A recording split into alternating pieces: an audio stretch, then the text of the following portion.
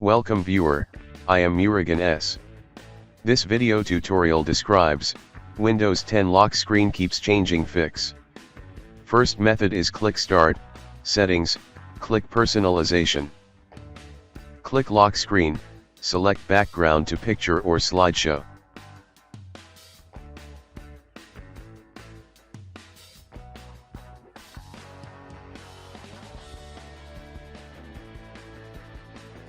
Log off and relogin again.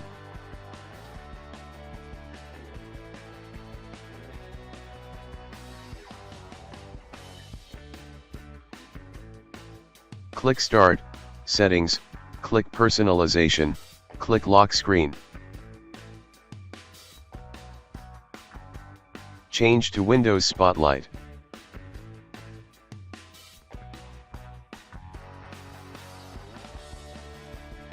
Second method is click Start, Settings, click Personalization, click Lock Screen. Change to Windows Spotlight.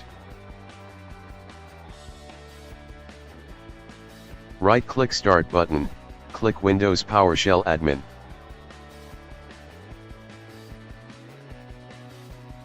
Copy command from description and paste it. Exit and restart system.